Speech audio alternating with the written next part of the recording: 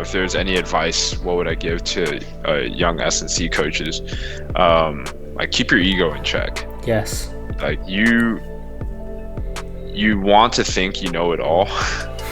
I've been there, man. Yeah, exactly. Like, I'm dealing with it right now. I did want to ask about your rack building skills though. Dude, man, oh my god, don't even get me started. That thing was a nightmare. I wanted it so bad. I want to be the best coach that I can be, and I'm very impatient with myself. We think about all these traits that we want, but we never really talk about, okay, so if we were to develop an ideal human being, how would we teach, if we were to develop a human being from start, how would we teach them patience? Yeah. Would it be by, giving everything that they want when they want it? Probably not.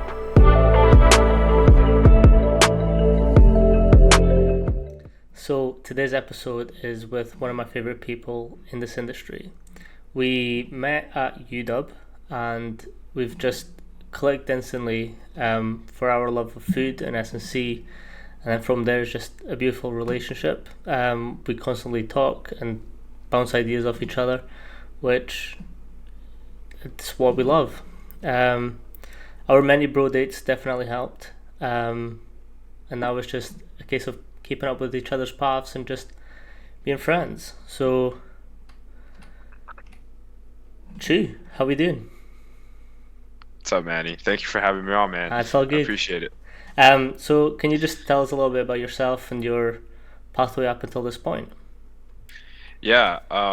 So you didn't really mention this earlier, but for the viewers that don't know, or the listeners that don't know, UW, well, Manny met by UW, was University of Washington. Originally, me and him, we were interning there last year over the summer, helping out with the summer football training camp, and that's where we initially linked up. We were interning under the legend Coach Ron Mack. Yep, Coach Mack. And then, yeah, instantly, like Manny said, we hit it off. So a little bit about my background. I just graduated from Springfield College. Just received my strength and conditioning certification. But before that, just a lot of internships, a lot of volunteering and internships, from like physical therapy clinics to interning at Springfield with our varsity athletes, to University of Washington football, and then most recently University of Health and Performance, which is a veteran-based company. So a little bit all over the place. And now currently I'm working as a personal trainer. I'm in like this in-between time, trying to figure out what I'm gonna do next with my life. Yeah, so you spoke about the different types of internships. What originally drew you to S&C? In terms of S&C, man, I think it's very similar to a lot of other coaches, in where we all started as athletes ourselves, or interested in lifting and training, human performance. So for me, it was very much the same, where I had big athletic aspirations, wanted to play collegiate basketball and potentially pro, and I fell in love with the training. I always knew I loved the training. I was always so curious about the human performance side of things. And so that's kind of where that curiosity started. And then from there, when I got to college and I found out what strength and conditioning is, then I was like, that's what I want to do. Yeah. So it's very, very similar to a lot of other people's stories. For me, growing up, I didn't have many great coaches around when I needed. And so then that kind of set me on the path of like, if I can be that coach that I needed growing up for someone else, that's kind of my why, my biggest why of why I want to keep pursuing this, going down this journey. Yeah, I think you are right. Like for me as well, I started as a young athlete, got into the S&C program, and then from then my coach was just like, "Do you want to come and do a couple hours with me? You can sort of learn the processes, how to program." And I was like, "Yeah," and then that just developed into what it is now. Um, Yeah, exactly. I have like two people in mind. They're actually a pair of twins. They nice, own um, a gym in Guam, which is where I'm originally from. And they kind of put me, or they've kind of put me onto the whole like the training realm, that there's a side of PT and sports performance and strength and conditioning, and showing that like coaching can be a career. So shout out to Ryan and Pat Claros back home in Guam holding it down. nice. Um, they helped me through um, when I was in high school, and they were the original like people that I was like, man, you know what, like I want to do what they do. Yeah, So it was cool. it's an interesting you said that because like thing for me was the exact same. Like I didn't know I could make a career in sport, let alone coaching people in the gym. So I think until people realize that that's actually a pathway and you can help a lot of people as well. Like you said, the two mentors that started you off have really shaped that path for you. Can you tell me a little bit more about that and like how it is that you think that influenced and drove that passion within you? Yeah, um, like I said before, I think prior to meeting them, um, I didn't really have anyone in my corner. I didn't have many great coaches, and I thought that I had the mindset and the work ethic and the discipline to um, take my athletic endeavors far, but I just never had the guidance, and it was always based off of whatever I could find online and whatever articles on I don't know, bodybuilding.com that I was reading at the time. Um, and it kind of led me down a lot of like dead ends. Eventually, I tore my ACL. I was stupid and I was overworking myself. And then that's how I ended up meeting Dr. Claros, Ryan Claros, who was my physical therapist and helped me throughout the whole rehab process get back to being an athlete again. And so, um, spending time with him and his twin brother and seeing how they ran their facility and coached and worked with other youth athletes in Guam, I wished I had met them earlier, because I probably wouldn't have gone down that Yeah, or had those same tribulations, having gone through, tearing my ACL and a lot of mental health problems that I was dealing with at the time. So, um, and ultimately, yeah, like seeing them like make an impact on me, and it ultimately made me want to kind of be able to be in the same position that they're in, to then impact others and bring value to others. nice. Um, so obviously we were at Washington together. What was like your progress process into getting that internship and getting across there from obviously Springfield? So I remember it was my mentor at Springfield.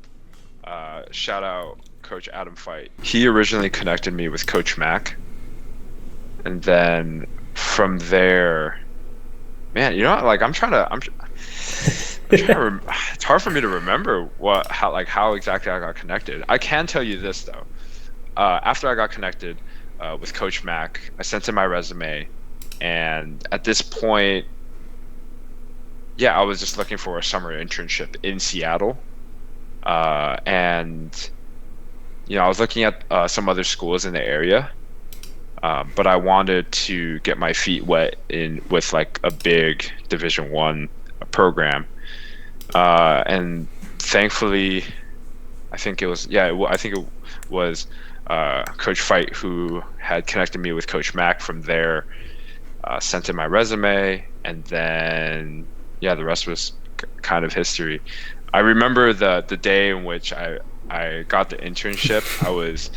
I was still doing my junior year internship at Springfield, and after it was like after one of our sessions with the team, I looked at my phone, I checked my email, and then it was an email from Coach Mack saying that I got the internship spot, and I like ran outside and I was just screaming. It was great. It was Nice. great. It was cool. It was really cool. I think because obviously there was Caroline and Nate, Kev and Ryan there with us, and I kind of like the different approaches that people have taken to get this internship. Obviously, for me, it was a little bit different. I applied and through the IUSCA and then got into it.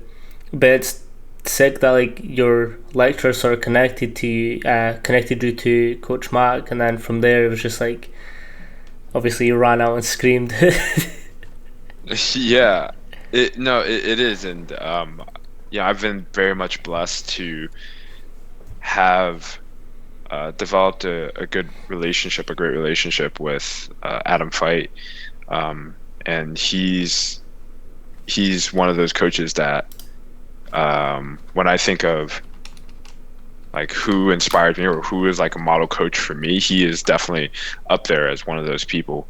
And he's just an amazing human being, and he's been an amazing resource for me. And he's really helped me out a ton. So I owe a lot to him, and wouldn't have had that UW. So that's us back. We had some technical difficulties, but we're back now. Chu's been kind enough to pull up the email that he got from Coach Mac, and we're just reminiscing on that. So off you go, Chu. Yeah. So I completely forgot about this, but I think how I ended up at UW was my mentor connected me with Coach Mack. From there, this was probably the winter of between 2021 and 2022.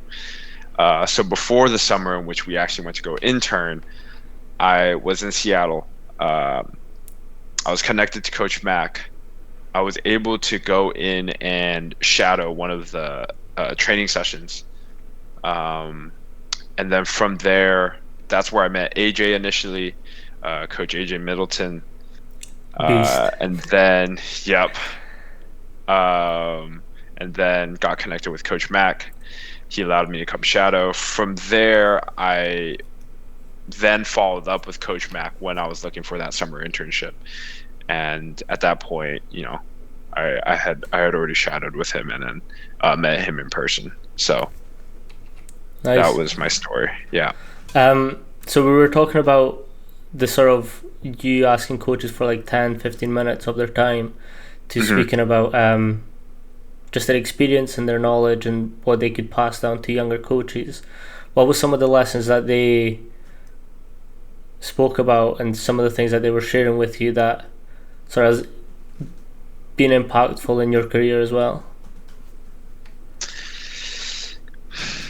I think the biggest thing is an overarching theme of everyone's journey is going to look very different. And this, like the whole coaching staff that we got to be a part of at UW, everyone had a different specialty and everyone brought something to the table and everyone fulfilled their own roles. Coach Cook was the Excel guy. He knew everything, the ins and outs of Excel. Coach Ben Creamer, he did all of the sports science. The sports science, but not only that, the hand fighting, because he's a big martial arts guy. He's a judo guy, black belt. Yeah, I think he does like a bunch of different disciplines. Yeah. But like regardless, like he is the one kind of pioneering the whole hand fighting thing in football, which is really cool to have seen and witnessed. Yeah. Coach AJ is the meathead. Yeah, Coach Olympic weightlifting. Yeah, exactly. So like all of the guys on that squad had a role and had their own specialties. And when I talked to them, it wasn't even necessarily about like the little gems that they were giving me. It was more so overarching, like everyone has a different career path, and everyone's journey is going to look a little bit different, and that's totally okay. Yeah. And it's there's always going to be something new to learn. There's always going to be more to know, and you're always gonna have more and more rabbit holes to want to fall into. Yeah. And so it's about, finding what interests you the most, and ultimately where you want to end up and who you want to work with. Yeah. It's amazing that you say that because you've obviously since then you've been at Division One Institute to then going on to do some veteran work. How was that different, and what are some of the different lessons that you've learned going from one to the other? Yeah, that's a great question.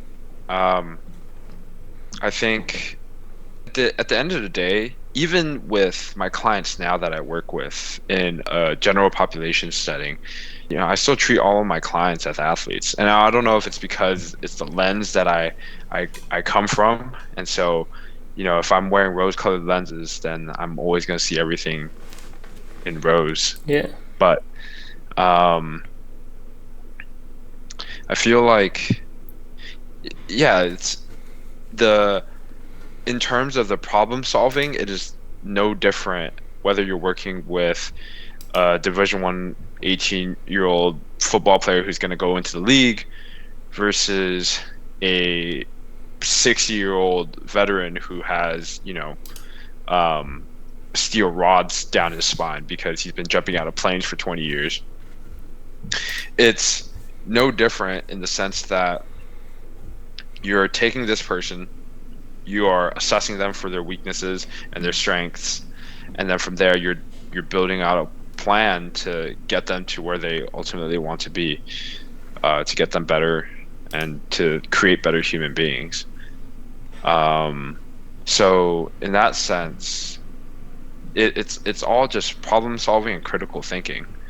And yeah, the exercises that you'll do with them will look a little bit different, but for the most part, again, it goes back to the problem solving, and trying to figure out what puzzle pieces fit where, and then trying to piece things together. Yeah. Before the podcast started, we were talking about Vernon Griffith and his work with military and veterans, and how he looks at his movements and say someone's not got a limb, what are you going to do with them, and how he adapts his program. Have you had any experiences with sort of having to change something up because one of your athletes or veterans couldn't do a specific movement? Oh yeah, 100%. Again, because the company that I worked for, University of Health and Performance, they're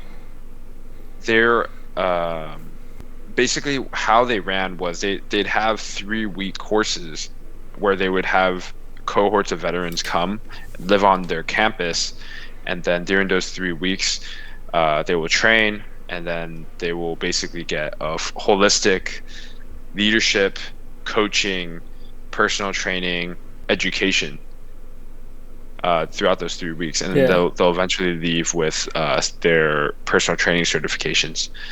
Oh, okay.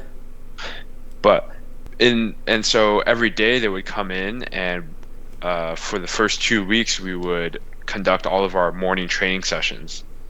Right now, these morning training sessions, they're not targeted in the sense that we're trying to develop, like we're trying to get them really strong in 2 weeks, or we're running a certain programming scheme or anything like that. It's more so of tying in the things that they're learning during the curriculum into, and then applying that, and then showing them how it will work in a group like workout session. So a lot of it was being able to speak to the why we're doing something. Yeah. So every exercise and every I guess theme behind the training, every reasoning behind the training and why you're programming things, we had to explain and be able to coach to the students, so that they can take away and make connections between what they're learning in the classroom to what they're actually doing in these training sessions. And so, man, I know that didn't really answer your question, No, it's all but good.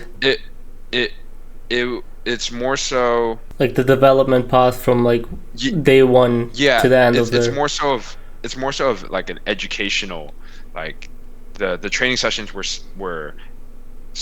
a supplementary, like essentially like a workshop Yeah. to help students learn the concepts that we're teaching them throughout the modules. But it didn't mean that they weren't training. They were Yeah. very much still training. And so during the actual training sessions, yeah, tons of modifications. Because again, you're gonna have a 20-some-year-old kid, and then you're also gonna have a 60-year-old vet who both need to, at the end of the day, are doing the same program because that's what you wrote for the day. And so finding ways to tweak exercises, maybe, for example, the easiest thing I can think of is like trap bar deadlift, right? Yeah. Or deadlifts in general. So if deadlifts were written on the program for the day, okay, maybe for the 60-year-old vet, we'll put him on a trap bar, and maybe we'll put a couple plates underneath to raise his deadlift up, so he's not moving as much. We're decreasing the range of motion. Maybe if they can't do that, okay, what's the next regression that we can make, or what's the next closest substitution we can make for the exercise? And so like figuring things out like that. And shout out to Coach Hunter and Coach Catherine down there. They really pushed me hard to think critically about how my program was going to be interpreted and received by all the vets that I was working with, especially since, I'm a 21-year-old kid where, everyone's older than me and has so much more life experience. And who am I to just go around calling the shots like, hey, this is what we're doing today, and this is blah, blah, blah, blah. So it was definitely a very eye-opening experience and a very humbling experience. Yes, I think it's like that questioning programs. I think that's very valuable in this industry where people are asking for the reasoning behind exercises that they've picked. And then if from that, what can they regress or like progress from that to adapt to the different people that you've got like on your gym floor. So like with it, what kind of philosophies were you using at the time, and how was that different to what you've been used to before? I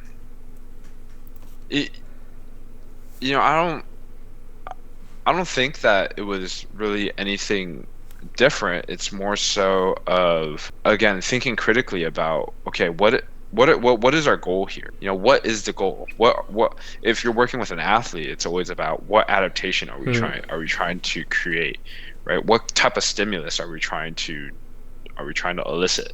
When I was working down at UHP, because we're only with these vets for 2 or 3 weeks, we're not going to make any serious changes in 2 to 3 weeks. We're not going to increase their squat 100 pounds in 2 to 3 weeks. That'd be amazing though. That's how it would be amazing. Shit.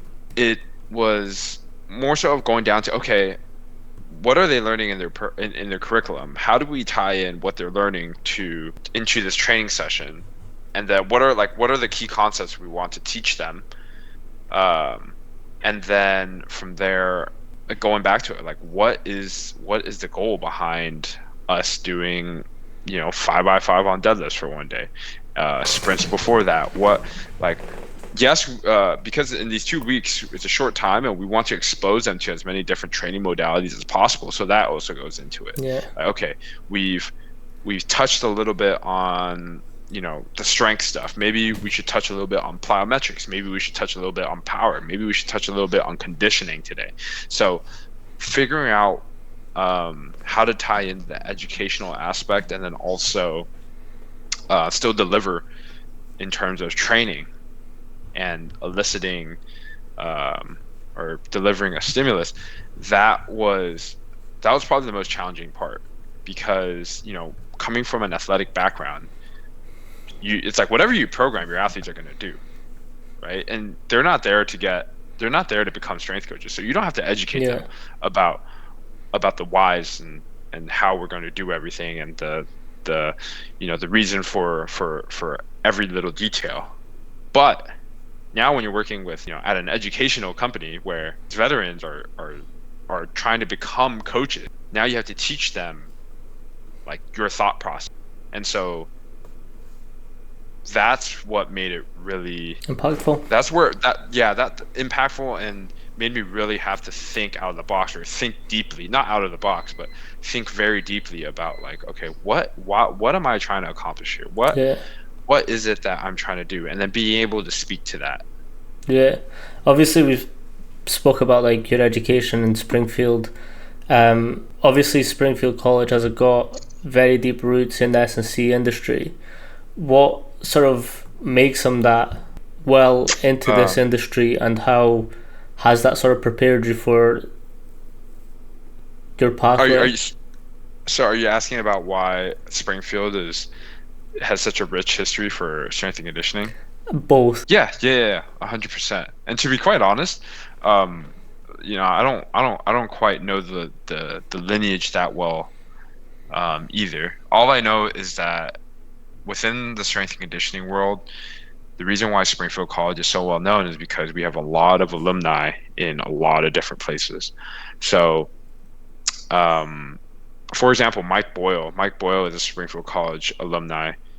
Um, there's countless of other coaches that are at high level Division 1 schools.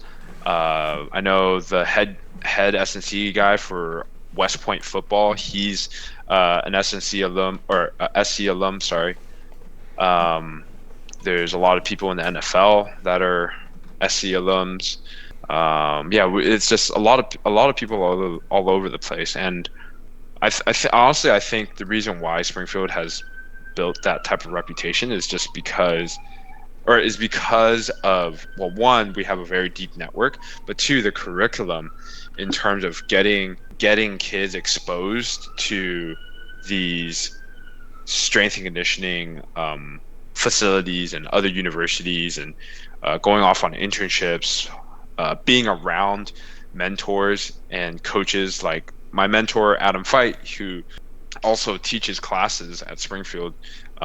He himself worked with the Carolina Panthers, has been a strength coach for like 20 some years, and so he has a plethora of experience. His wife, Mary Kate Fight, she also is a professor at Springfield College and also has a very extensive resume when it comes to strength and conditioning, and has been all over D1, at D1 schools.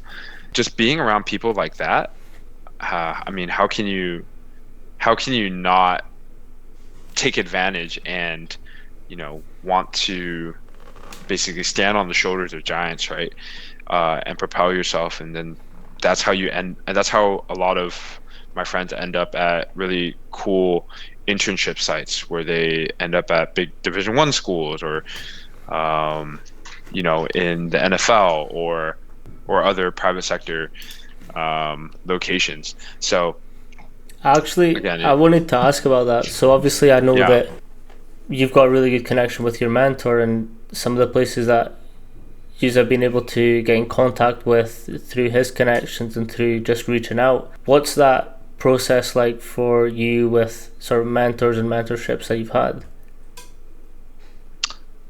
Reaching out to people. Yeah, and just like how obviously Adam Fight has been in your corner and just like helped you get mentorships or internships and stuff like that.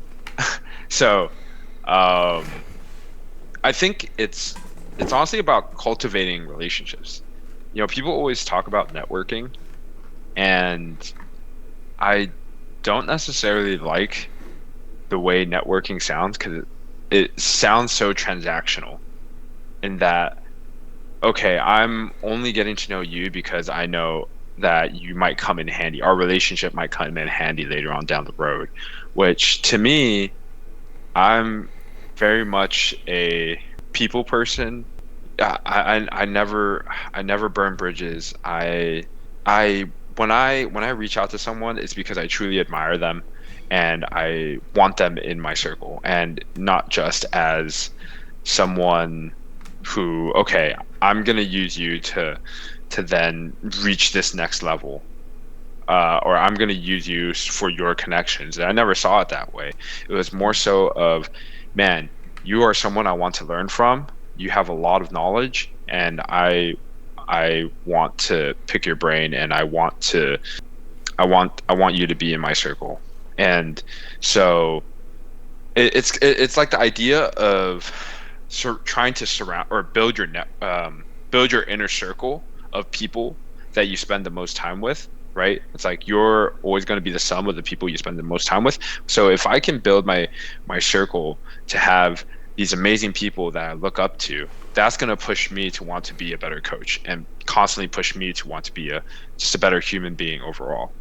And Yeah. so, in terms of reaching out, man, like, I connected with another coach uh, who has been with me along this journey ever since I was in freshman year. He came to speak as a guest lecturer one time at Springfield.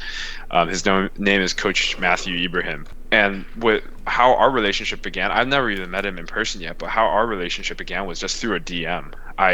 After he came to speak at our school, I just DM'd him saying thank you for sharing his knowledge, and saying that, or just being very appreciative of that. And then from there, we had built up a relationship over the past 4 years. I'll reach out to him, I'll check in with him, and he's a guy who truly cares. He's a phenomenal human being. And so little things like that with Coach Fight in senior year, I was in his office once every week.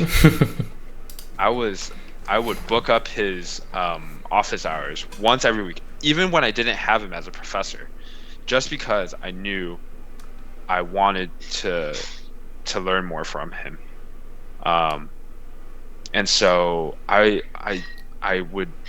It was like our weekly shop talk.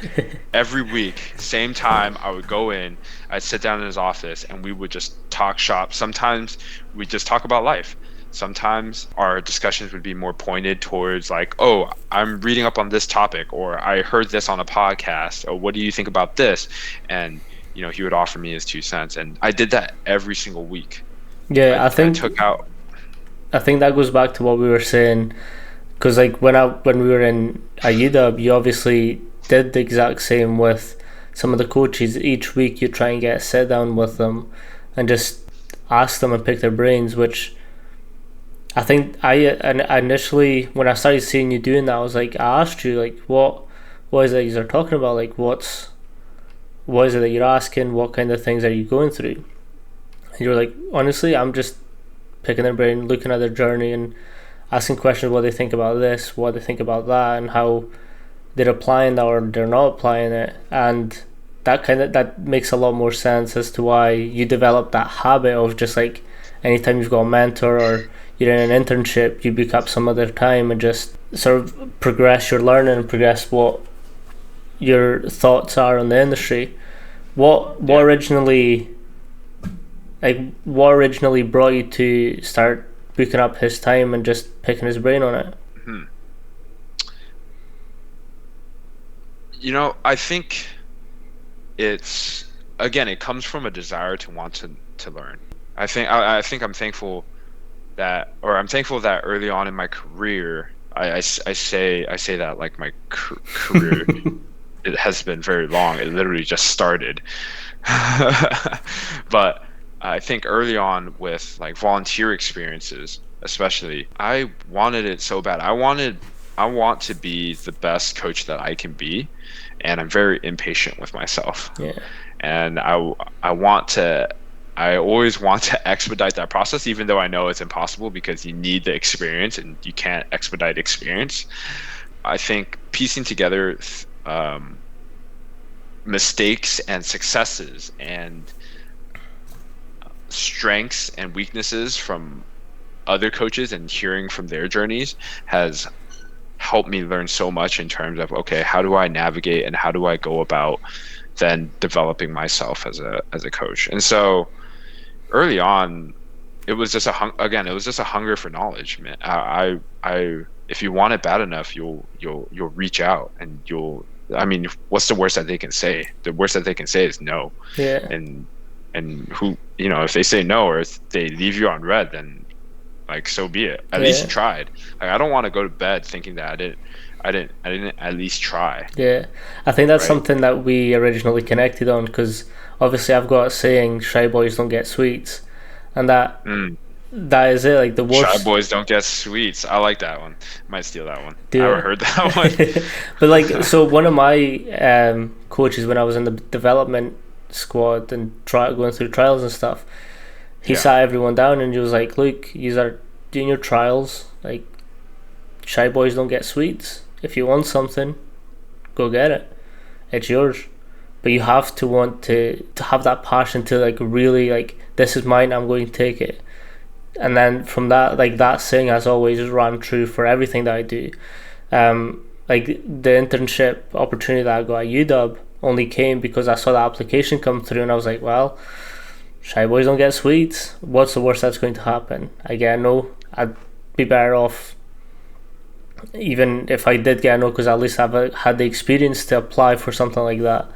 So I think that's something that obviously we've connected, because we're really similar in certain aspects, where we always have to drive and thrive for that next best thing, and just how can we further our education, how can we further our experience. And like, even from like some of the coffee shops that we went, or some of the restaurants that we went, we would always talk about, like, we'd bounce different ideas or different program structures.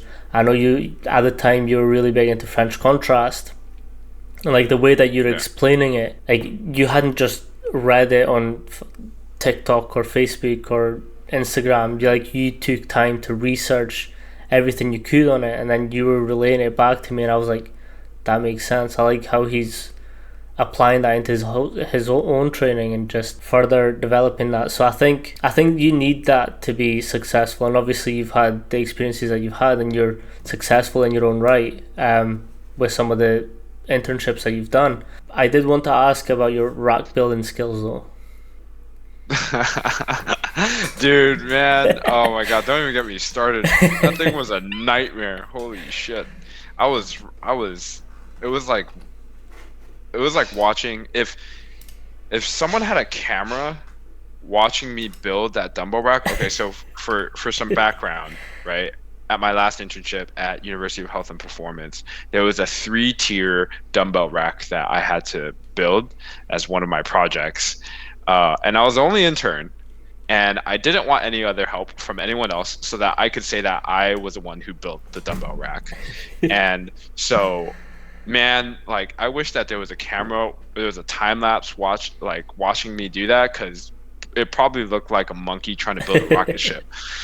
Man, you know what? We got it done though. The rack goes from 5 pounds all the way to 150 pounds in 5-pound increments. So moving all those dumbbells and then putting them back onto the rack, and then realizing I fucked up, and then having to take it off and then it was a whole I think I got it done in like 2 days, 2 or 3 days. Nice. But if you ever need a dumbbell rack, don't ask me, because I will not build it for you. It has given me PTSD. It has actually given me PTSD. What's some of the lessons you've learned from that? Oh man, read the instructions very closely. But like, going back to what you were saying, it made me think of another thing where I think you need the drive, but then I think you also need to know that opportunities aren't going to fall onto your lap. Doors aren't just going to open it for you. You have to go out and go grab those goals. You can go create your own opportunities, right? And sometimes you might go down one dead end, you might go down a hallway and it's a dead end, but then you realize that there are three doors surrounding you, and then each door opens up to a different direction. So it's like, okay, maybe that's not a dead end. That's not the definition of dead end. But like what I mean is, sometimes you might a door might close in your face, but then four or five others might open, or you might realize out of the conversation you had with this person, like, oh, okay, maybe I can't do this, but now my gears are turning, and holy cow, I have like three or four new ideas that I can try out, or maybe I can pivot in this direction that I didn't even know about that I could do, had I not even just gone on the journey, or gone on this journey to start with. And so, yeah, realizing that you very much write your own story. I'm not gonna sit in the passenger seat, right? I want to be in the driver's seat. So Yeah, I want to know that I have full control over where my career is headed. And so that has, I think, that being a control freak and yeah. wanting to feel like, okay, I have full control over everything that's going on in my life, that has also kind of played a role into it. Yeah, and I think that's some of you just have to chase after it. Like Yeah. you don't again, shy boys don't get sweets. Like you don't Mhm. just get given something just because you're there. Like you have to chase Mhm. after it, and you have to really want it for it to come a reality. Like if I was never going to apply or do something, I would have never started this journey. I would have never got the Mhm. experience that sort of I've had to this point because of that. Like you have to want to chase it, and you have Yep. to like something as well that I think some people might, and I know I'm quite bad for it sometimes, but you had said something to me during our internship, and it was like paralysis by analysis. Like some people can Mhm. get so caught up on that.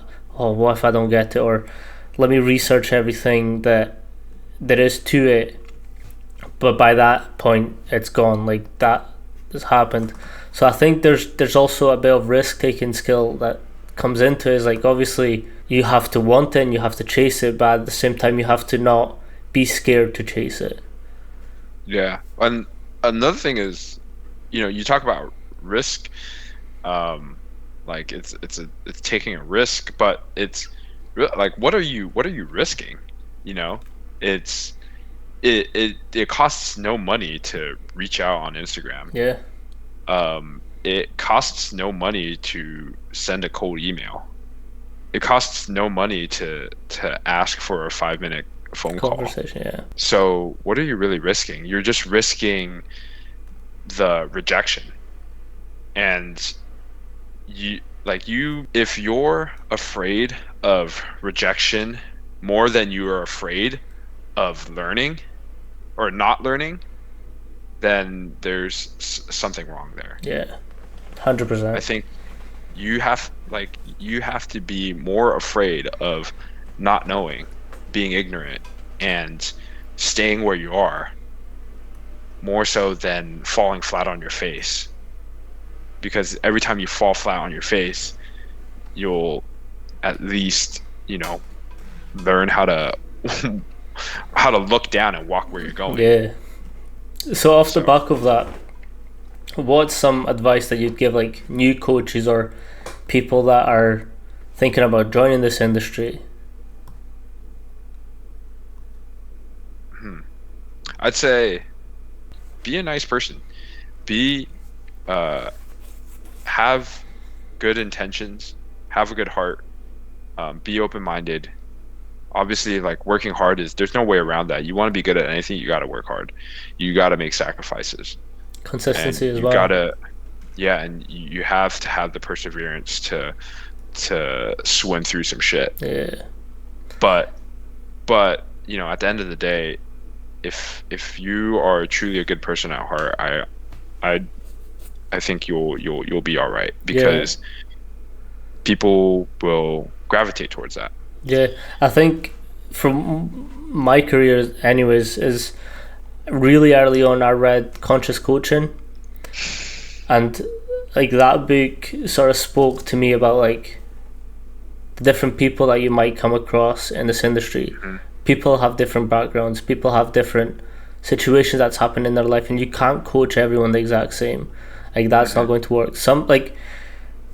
We've obviously worked together, so I know that we can shout at each other, and that'll Mm-hmm. motivate us to push further and harder. Mm-hmm.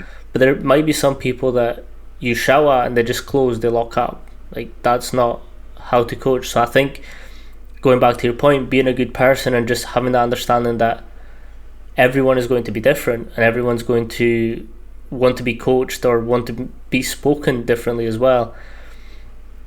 I think that Yeah. 100% rings true for this industry as well.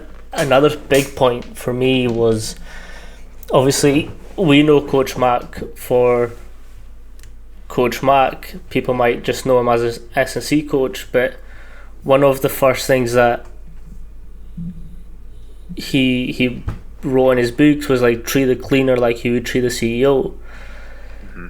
So for me, I was like, that makes sense. Like everyone's the exact same, but that never really clicked until I saw him and I was like under his mentorship, and I was like, I think it was Red, White, and Boom, and there was something happened and there was a mess on the floor, and I saw Coach Mac get on his hands and knees and start like cleaning, and I was like, hold on, he's not just meaning that, like he is about that life, like he is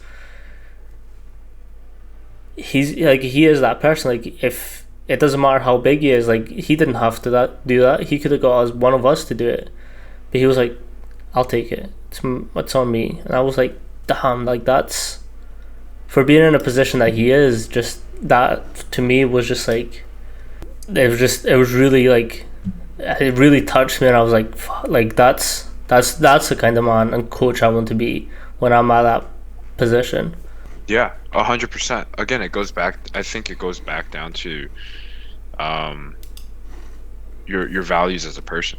That's why I always say, like, behind every coach, behind every professional, there is a person. There is a human being. Yeah, We are not just strength and conditioning coaches. You are more than, your identity is not just the profession that you're in. yeah, It's a career that you work in. You're Manny Silvera. Like I'm Brandon Chu, and like there's only one of each of yeah, us. There's a person behind everyone, and we're all human beings. yeah. And um I don't really know where I was going with that, but at the end of the day, just fucking be a Be a nice nice person. person. Be a nice person. There's no way around it. Talking about books, the one book that like will always reference back to and recommend, especially for anyone in a position to influence or deal with, who has to deal with people, is How to Win Friends and Influence Others by Dale Carnegie. I think one of just there's a reason why that book has stood the test of time. There's a reason why that book has stood the test of time. As a coach, I think it's not going to be specific towards coaching, but it is specific towards how do you be a good leader? How do you truly make people feel valued? How do you make people want to be around you? Yeah, How do you be a good person? There are a lot of like little things in there that a lot of good gems. A lot of lessons. good gems. Yeah, I Yeah. think this is it as well. Is like you don't know what you know until you know. So I think continue reading and just expanding that knowledge base and reaching out to people, picking their brains. I think that's the best way to go about this industry and just any industry in general. Like Yeah. you have to keep wanting to thrive for that next knowledge, next point of your career. Yeah. And then understanding that also, um, when you look up to people and you think like they've got it all figured out, Yeah, like it's not always the case. it's no, it's never the case. If you think about it, like even for example, when you're growing up as a kid, right? And you look up to your parents, and I know everyone as a kid, when they looked up to their parents, your parents look like they have everything figured out. That is not the case, because until you become an adult and you realize all the stresses that come with life, let alone having kids and Yeah. then having to parent kids, which is probably the hardest job of all. You don't realize how much shit that they have to deal with and what they got going on, and you realize that, man, they were just throwing noodles at the wall and seeing what sticks, Yeah. you know. um and most people are like that. You're always going to be, well, you always need to have that white belt mentality, in the sense that you're never going to be at a point where you're going to be like, okay, Yeah. yeah, I know it all. Because if you ever do reach that point, then you gotta pivot. You gotta do something. You must be a freaking savant or something, Yeah. or tapped Um, out your full potential. this actually, so I've got an SSC friend coach, Mia. She's she went to Arizona at the same time that I went to UW. And one of the lessons that she learned was that you need to know who to give a shit sandwich to and who to give a nice sandwich to. So it's essentially like people that have been comfortable all their lives. You need to feed them a little shit. Just bring them back to earth. Give them a lesson that's Mhm. going to be like, yeah, like you need to keep pushing. But people that have dealt with shit all their life or have had these experiences, you need to like help them on a little bit as well. So I think knowing how to balance that between like your athletes or people you've got coming in, I think that's quite an important lesson to also have A when you're hundred percent. coaching. I was just listening to a podcast, and this kind of tangent reminds me of what I just heard.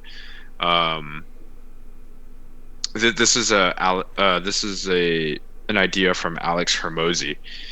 Mm. Um, he said that, when we think about traits, right, that we want to develop in a person, whether it's patience, hardworking work ethic are the same thing.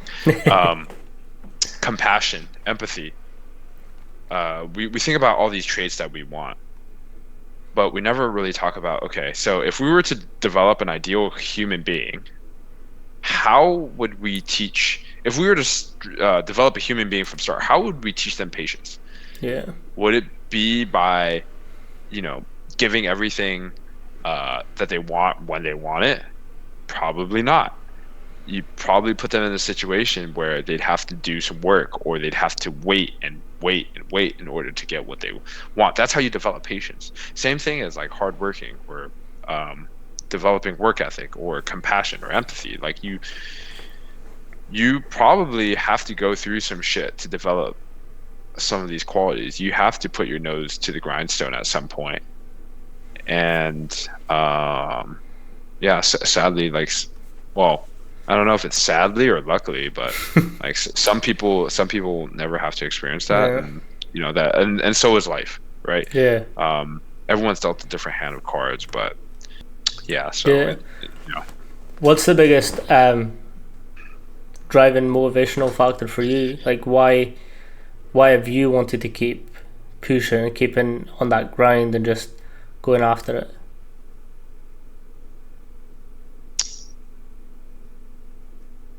honestly, I mean, the like, if we're talking specifically as a coach, it goes back to what we were talking about earlier, which is I didn't always have great coaches around me, and be and like in times where I needed it, especially, I didn't have many good mentors or guidance from anyone, nor did I really have any family support, and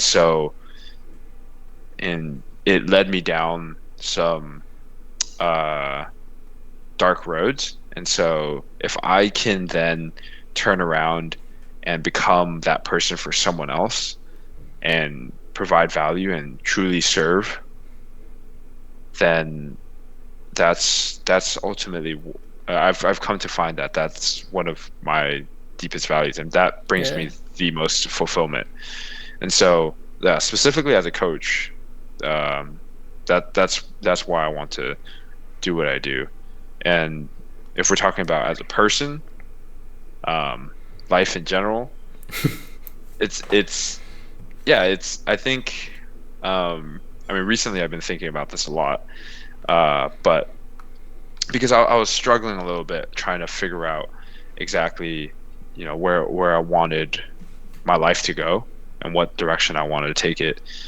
I think I decided like, yeah, on my deathbed, I want to put myself in that situation where like, okay, if I were to die on my deathbed sometime soon or tomorrow or whenever, do I want to look back on my life and thinking about all the things I could have done or should have done or wish I had experienced versus reminiscing about all of the crazy decisions, all of the risks, all the gambles, all the like, holy shit, 50-50s, yeah.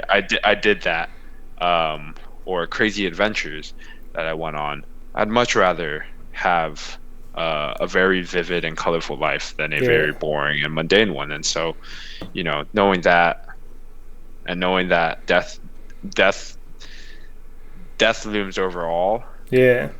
and that reminding myself that, it's not something to be scared of, but more so of like forces you to, okay, yeah, I do have a deadline, so I want to do as much as I can before I eventually get there. So Yeah. that's I think that's what drives me. It's like knocking on those heaven doors, just like all scratched up and fucked up. Just be like, yeah, I'm here, but I had an Yeah, enjoyable day. yeah, it sounds kind of morbid, but like, I mean, yeah, death. I don't. It's death. Death isn't a scary thing. If we didn't have death, man, I would like, like there would be no reason to want to live. Yeah. You know what I mean? Because if you didn't know, if you didn't have a deadline, then you could just spend your days doing nothing at all, and it'd be fine because you're not ever wasting your Yeah. time. But death is what makes time so valuable. Yeah. 100%. So, What's the next move? oh, next move. Uh, What are you currently driving towards? I mean, I guess my next move, and this is a more broad, long-term thing, but I mean, it's being the best technician that I can be. I want to learn as much as I can right now. There's still so much that I don't know that I don't know. Yeah. So, um, yeah, broadening my perspectives, just trying to add as many tools to the toolbox as possible. Because again, I'm still so young in my career. Yeah. I think Yeah, I think it's a really good place that you're at just now, because obviously you're at NYC and you're in that. So you're dealing more with general population, and I think I've personally got experience of coaching general population, and I know how much adaptability and versatility yeah, that you need to sort of like coach everyone that comes in through the door. So I think if you want to speak about that experience so far, like I think that's a really valuable to go if you want to be the best coach that you can be. As yeah. No, 100%.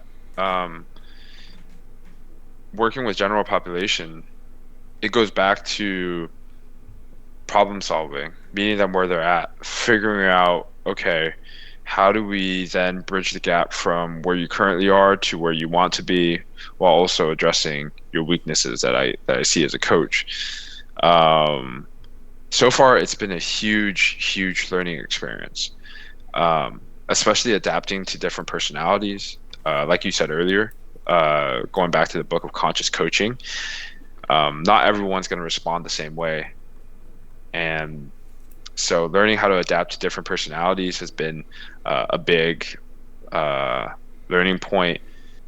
Learning how to give, because when you're working with general population, ultimately they're the ones paying you yeah, for your services. When you're working with athletes, they have no choice, so they have to listen to you. So it doesn't, and like you can talk about creating buy-in and stuff like that. Yes, that's important. I think with general population, it's even more important. It almost turns into selling. Yeah. right? We would talk about sales, but like, how do you get that person to buy in Yeah. and sell themselves on what you have to offer them and that value that you can bring to them, right? And so then how do you deliver a service that is worth the money that you're charging them? Um, how do you address their needs that you see, their weaknesses that you see as a coach, while still making the workouts, the training engaging and fun, and giving them what they want Yeah. as well. I think a big So, part of it is transparency and clarity through the whole thing as well. Like it's one of the rare moments that, at least for me, I see in this industry is that there's a lot of like faff and just like hmm Instagram's full of it where you just like hype hmm up 12, 6, 5, 4 weeks hmm and you'll get your summer body. It's like hmm it's not quite how it works. Like you have to put in the work, you have to be consistent.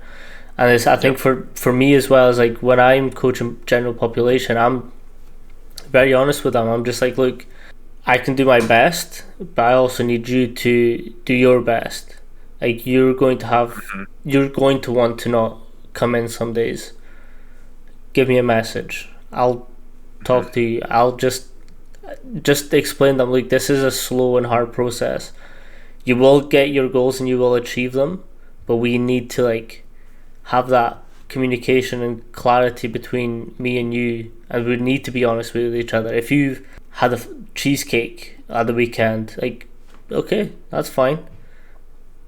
hmm We'll go back to the drawing board and picture something else up, or do something, or talk about something as to like why that urge was there, and some like I think clarity and transparency during these programs and during your conversations is key as well. 100%.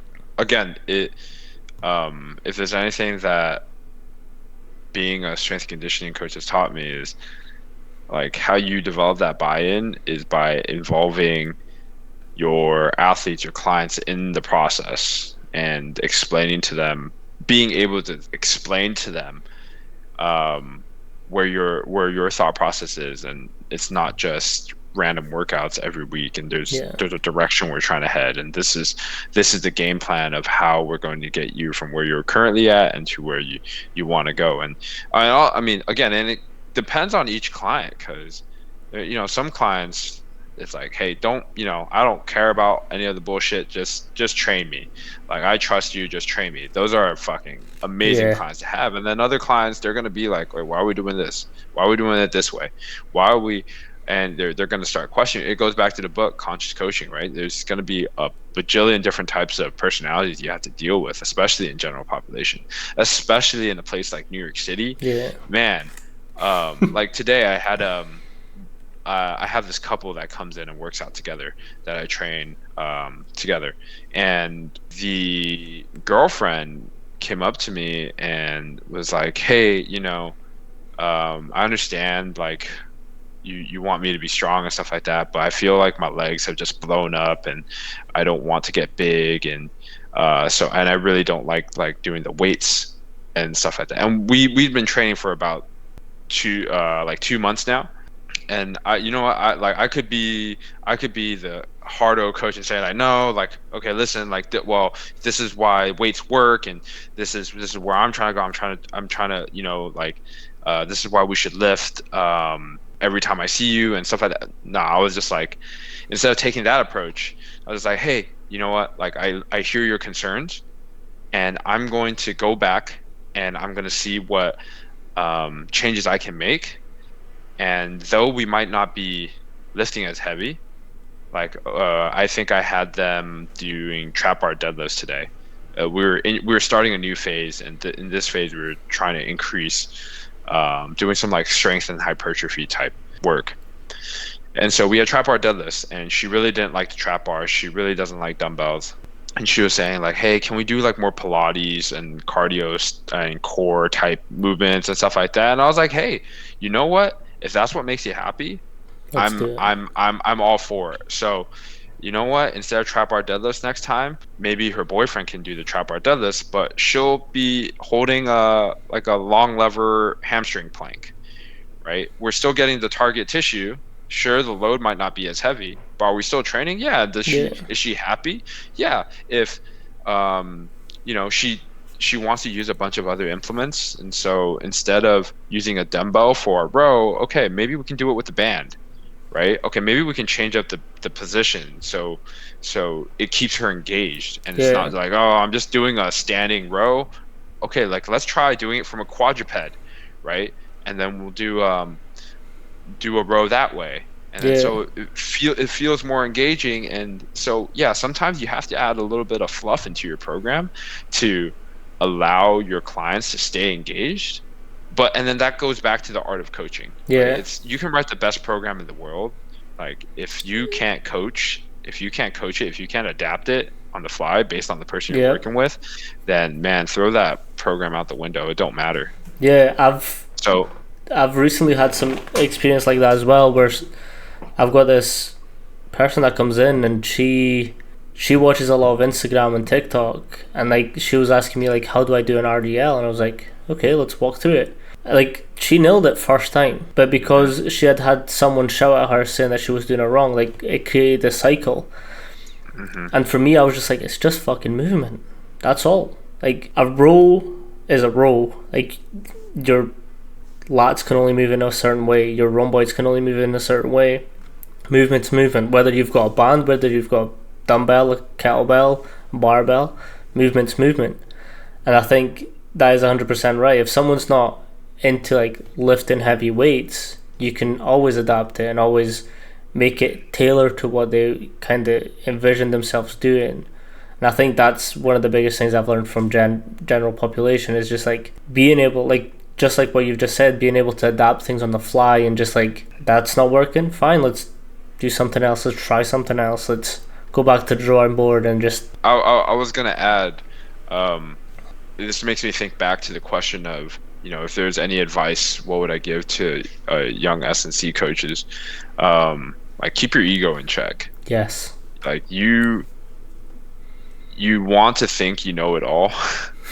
I've been there. Man, yeah, exactly. Like I'm dealing with it right now where like, hey, I'm the coach and I'm in the position where I can say like, nah, we're lifting weights. Like Pilates. Well, let me tell you why Pilates don't work. Yeah. Well, let me tell you why only doing core work wouldn't work, or doing cardio in our 1 time per week sessions wouldn't work, right? Like I can find a way to address it and communicate it better. And I mean, that's something I'm constantly trying to improve, of having that open conversation with that client. But again, it takes time. And sometimes you got to put your ego aside and be like, hey, you know what? I'm not the expert on your body, and it's okay. You can tell me what you're feeling, right? And then let's both find a way through this together. As a coach, I'm here to help guide you, right? I'm not going to tell you where to go. Yeah. I'm just helping you guide you towards where you want to go. So I'm just along for the ride. I'm here to help you in your process. This isn't my process. Yeah. Like your clients never should be having to meet you where you're at as a coach. You have to go meet them where they're at and then take them to where they want to go. 100%. 100%. So yeah, swallow that ego. Be okay with the projections. Yeah. It goes back to what we were saying earlier, is just not being afraid of getting that no. Like that's the worst that's going to happen, and it doesn't matter that much. It's like having that ability to just be like, okay, like that, the body is yours. You know what you're feeling better than I am, than I do. So yeah, don't marry yourself to your current philosophies or your current exercises or anything like that. You want to be as adaptable as possible, and that's ultimately how you're going to be successful. Yeah. And yeah, don't think that there's only ever one way to do anything. Yeah, there's a bajillion ways. Yeah, be creative. Think outside the box. It's okay. Innovate. experiment. Yeah, I think that's really important, and as well, like being in gyms as well as like having that creative ability to think about like I've not got a sled, what can I do instead? It's like Hmm. I've been in that situation. I've been in a small gym. There was no slides. I wanted to do sled pulls. I grabbed a step, put a bunch of kettlebells, tied a battle rope onto one of the kettlebells, made sled pulls. It's like Yeah. Oh thinking yeah. about these. I think for me as well is like if you're going to be a coach, and Coach Mac spoke about this, like I think Tony spoke about this as well. It's like sometimes they've been in situations where kit was supposed to be there, but the kit wasn't there. So they've had to like do manual assisted exercise instead without any kit and just whole session on that. I think having that pliability with your coaching and just how you express your coaching, express the exercise that you're talking about, I think having that ability to go and explore, I think that's key. 100%. Man, talk about like nightmare stories in which, I mean, obviously it makes you more resilient as a coach, and this is why I think strength and conditioning produces so many amazing coaches, is because you have to deal with, like, for example, Coach Fight. He had this story of how they had like 20 kids sign up for this one class or one session in their training facility, and it's a small training facility. They could probably accommodate 20 people or something like that. And then the training session comes around, and for some reason there's 40 kids, and all of a sudden you doubled the amount of people that you were prepared for, and you just got to make it work. Yeah. And you know what, sometimes it might just be a fucking dumpster fire, but the kids don't know that if Yeah. you don't show up. and and you might in your head being like, holy crap, this might, like, this is blowing shit. But like in those moments, you can't just throw up your hands and be like, oh shit, I guess I'm not coaching today, right? Yeah. No, you gotta figure it out on the fly, and and troubleshoot. And so, going back to, yeah, Coach Mac, Tony, like what happens when you program sled pushes and you don't have sleds? Well, do we just not do them? Yeah. Like, well, we gotta do something. So I think that's as well, and that brings me back to my next question is like, while we were at UW, we obviously were fortunate enough to lead our own sessions. And my first session, I got zero warning of it. So I think we were doing I think it might be one of the COD sessions. I was paired with AJ, and Coach Matt comes up to us and was like, "We need someone on return to play." mhm. And then he points at AJ, was like, "Who have you got?" And then he was like, "Manny." And I was like, kind of caught in the headlights. I was like, "Oh, I've Yeah. never done that. I've never had Yeah. to take, like, especially at a high level, like in Scotland. There's nothing like that. Mhm. I've never been in charge of a whole program for Division One athletes.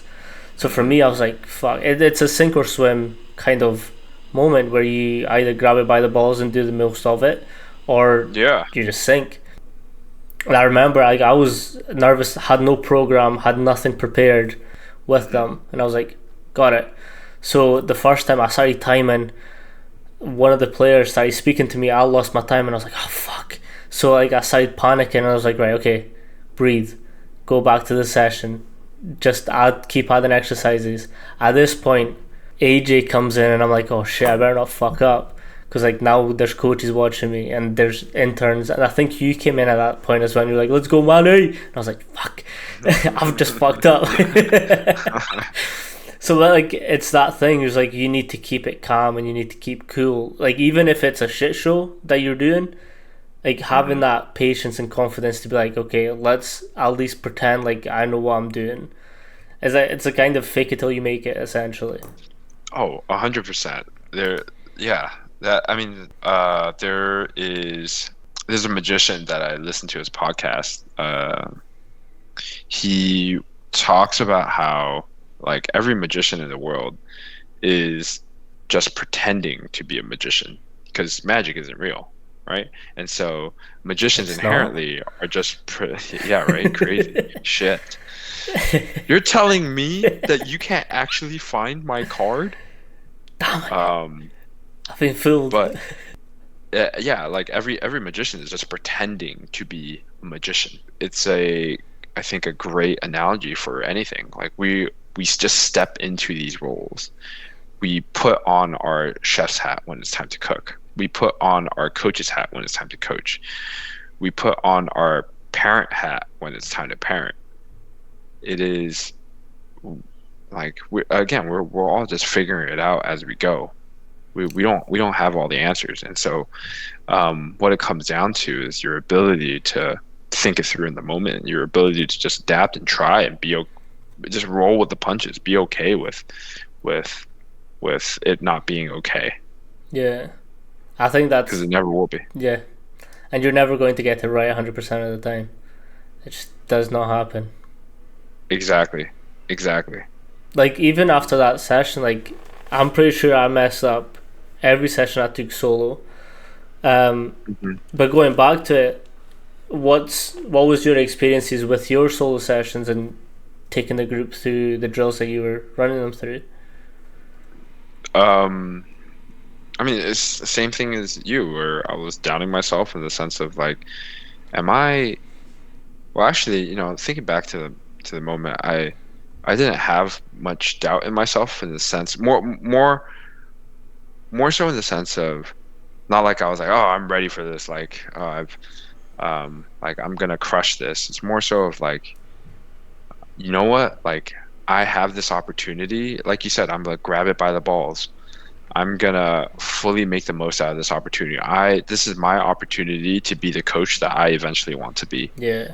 And so whether I, fuck up or not, I'm not even gonna care about that. I'm just worried about being the best coach in this moment right now.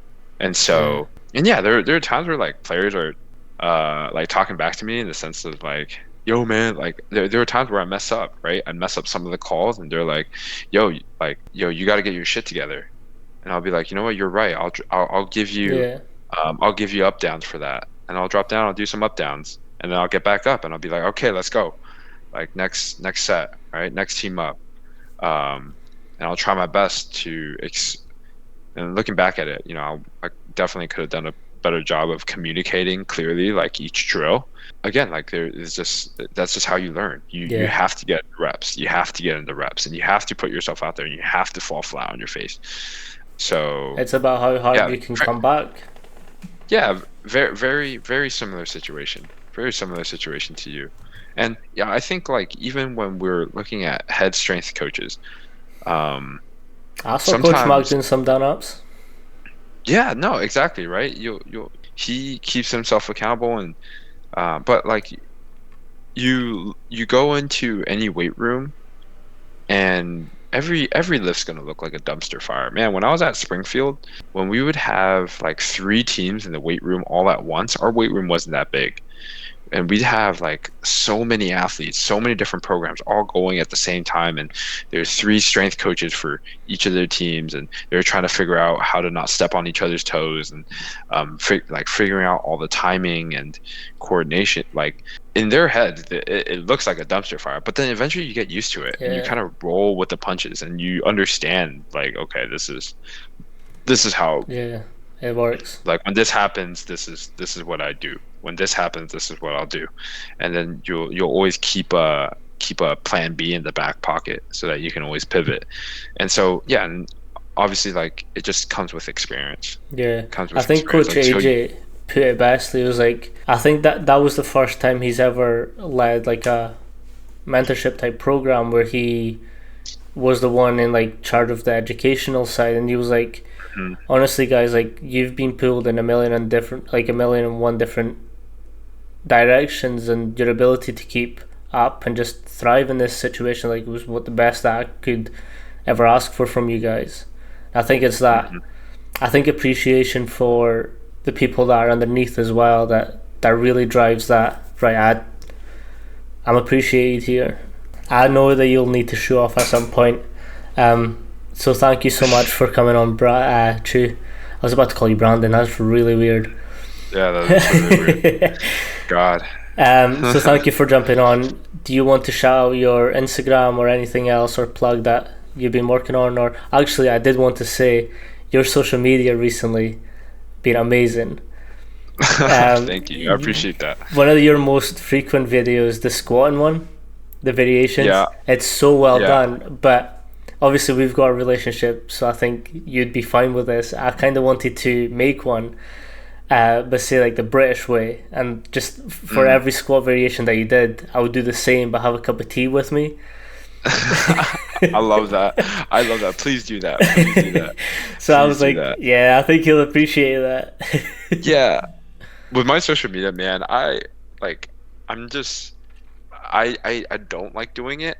I don't like doing this social media thing, but I think what's made it better for me is not doing it with the goal of trying Yeah, to like increase follower count or anything like that. It's just doing with the goal of putting myself out there, being comfortable with putting myself out there, and just doing stuff that like that is me, that yeah, is my personality, and that I enjoy actually making. yeah, So that's what has made it a lot more fun. And yeah. but yeah, if you want to check that out, at justbchu on all social media platforms, I Yeah, guess. boy, I'm connecting to it. I can see like that comedy side that you always have.